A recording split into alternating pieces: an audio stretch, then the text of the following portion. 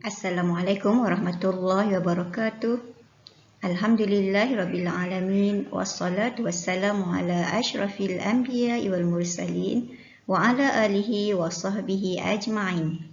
Alhamdulillah, bersua lagi kita pada kali ini dalam perkongsian pendidikan Islam tingkatan 1, pelajaran 7 dalam bidang Al-Quran, bertajuk Iblis dan Syaitan yang Durjana. Ini adalah ayat bacaan dan juga ayat kefahaman dari surah Al-Baqarah ayat 34 hingga ayat 37. Pelajar boleh rujuk pada buku teks pada muka surat 31. Ini adalah ayat 34 hingga 37 surah Al-Baqarah. Pelajar boleh dengar dan ikut bersama Ustazah.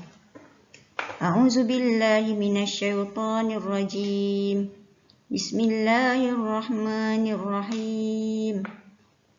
Wa idh qulna lil malaikati isjudu li adama fasajadu illa iblis aba wastakbara wa kana minal kafirin.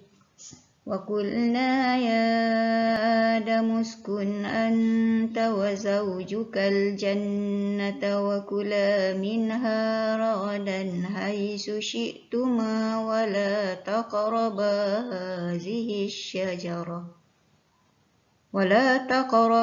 hadhihi asyajarata fatakuna minadh dhalimin.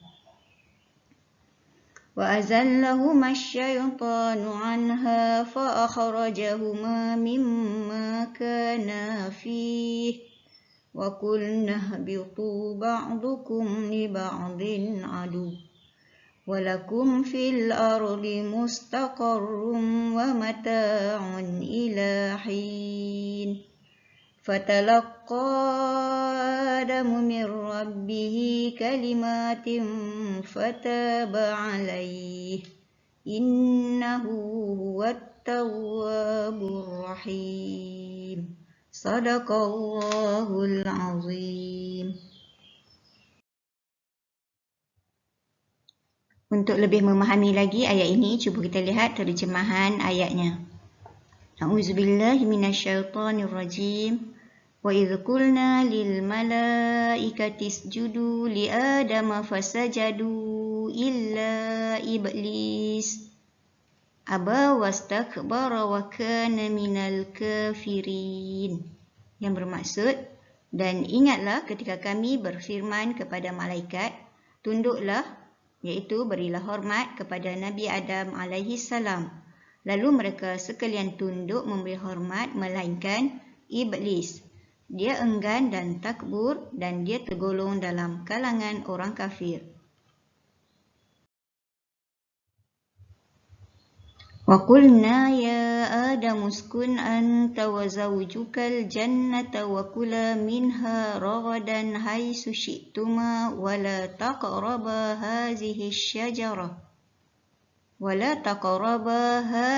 asyajarata fatakuna minadh dhalimin.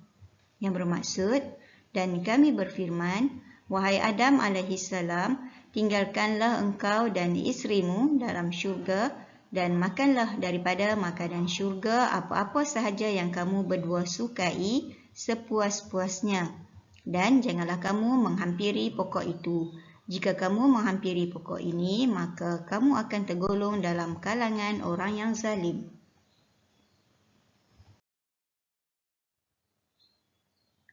فأزلهما الشيطان عنها فأخرجهما مما كان فيه وقلنا اهبطوا بعضكم لبعض عدو ولكم في الأرض مستقر ومتاع إلى حين.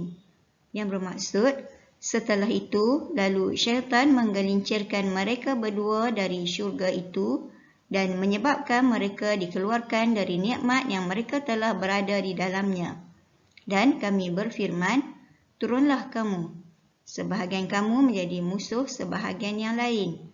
Dan bagi kamu semua disediakan tempat kediaman di bumi, serta manfaat kesenangan hingga suatu masa, iaitu mati.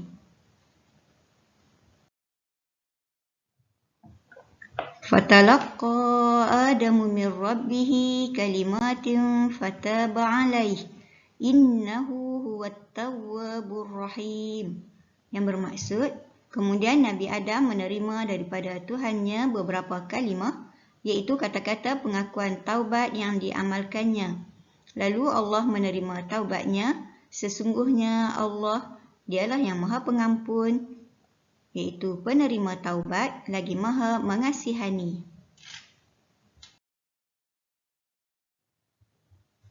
Ayat yang kita baca tadi menjelaskan tentang ketaatan malaikat dan juga tentang penderhakaan iblis. Malaikat ialah hamba Allah yang taat pada segala perintahnya. Mereka akan melakukan segala arahan dan suruhan Allah Subhanahu wa Ta'ala. Hubungan malaikat dengan Allah merupakan perhambaan secara mutlak. Malaikat tidak melanggar suruhan Allah kerana mereka dicipta tanpa nafsu dan keinginan.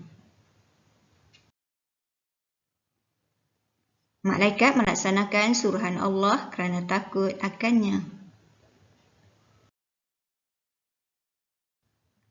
Sifat iblis pula berbeza daripada malaikat.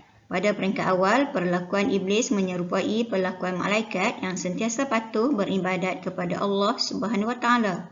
Namun, segala-galanya berubah apabila iblis enggan tunduk memberi hormat kepada Nabi Adam setelah diperintahkan oleh Allah Subhanahu wa Ta'ala. Semua malaikat tunduk hormat kecuali iblis. Keingkarannya itu disebabkan oleh sifat sombong dan takbur. Iblis berbangga dengan asal kejadiannya yang dirasakannya lebih baik daripada Nabi Adam. Dalam ayat yang kita baca tadi, dalam surah Al-Baqarah ayat 34 hingga 37 tadi, terdapat perintah dan larangan Allah kepada Nabi Adam. Allah memerintahkan Nabi Adam dan isterinya tinggal dalam syurga untuk merasai segala kenikmatan syurga termasuk makanan dan minuman.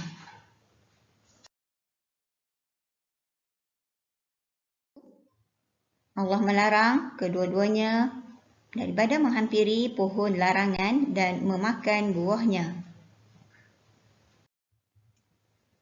Iblis dan syaitan menyesatkan manusia.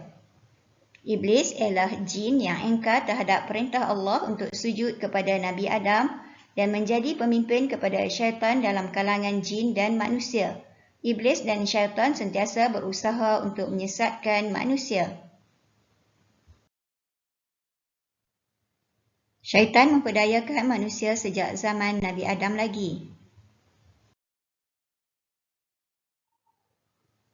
Nabi Adam dan isterinya ditipu oleh iblis sehingga mereka diturunkan ke bumi. Sejak itu, iblis dan syaitan terus berusaha menyesatkan manusia dengan pelbagai cara. Antara cara syaitan menyesatkan manusia ialah dengan menimbulkan rasa was-was dalam diri manusia.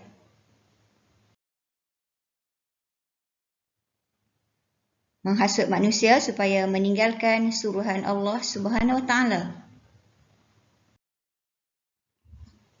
Seterusnya, cara syaitan menyesatkan manusia ialah menghasut supaya melakukan larangan Allah Subhanahu wa Ta'ala. Menimbulkan perasaan riya apabila beramal. Selain daripada itu, cara syaitan menyesatkan manusia ialah dengan menggalakkan amalan sesat. Bagaimanakah caranya untuk kita menghindari godaan syaitan ini? Islam mengajar umatnya untuk mentaati perintah Allah dan meninggalkan larangannya serta berusaha menghindari godaan dan gangguan syaitan. Cara untuk menghindari godaan syaitan meliputi aspek akidah, ibadah dan akhlak yang boleh digambarkan seperti sebatang pokok yang berbuah. Buah digambarkan sebagai akhlak, menghias diri dengan akhlak mahmudah, contohnya memulakan sesuatu perbuatan dengan isti'azah, basmalah dan doa. Dan menggambarkan tentang ibadah sunat, iaitu dengan memperbanyakkan ibadat sunat seperti solat sunat, puasa sunat, membaca Al-Quran, sedekah dan zikir. Manakala batang pokok pula menggambarkan tentang ibadat wajib, seperti menunaikan ibadat wajib seperti solat, puasa, zakat dan haji. Manakala akar pula mewakili akidah, iaitu memperkuatkan akidah kepada Allah Subhanahu Wa Taala dengan meyakini semua rukun iman.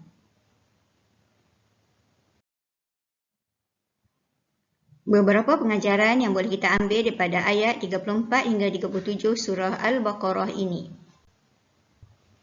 Pertama, kita perlulah mencontohi malaikat yang memberikan sepenuh ketaatan kepada Allah tanpa bantahan.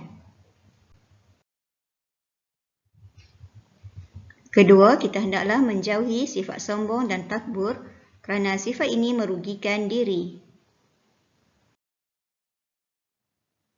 Pengajaran seterusnya ialah kita seharusnya tidak mudah terpedaya dengan godaan syaitan agar hidup selamat di dunia dan di akhirat. Akhir sekali, kita mestilah segera bertaubat kepada Allah Subhanahu Wa Taala apabila melakukan dosa kerana pintu taubat sentiasa terbuka. Setelah kita mempelajari tajuk ini, cuba pelajar senaraikan contoh ketaatan malaikat dan penderhakaan iblis. Kedua, terangkan perintah dan larangan Allah kepada Nabi Adam dan isterinya. Ketiga, jelaskan dua cara syaitan menyesatkan manusia. Dan yang keempat, huraikan dua pengajaran ayat dalam konteks kehidupan murid.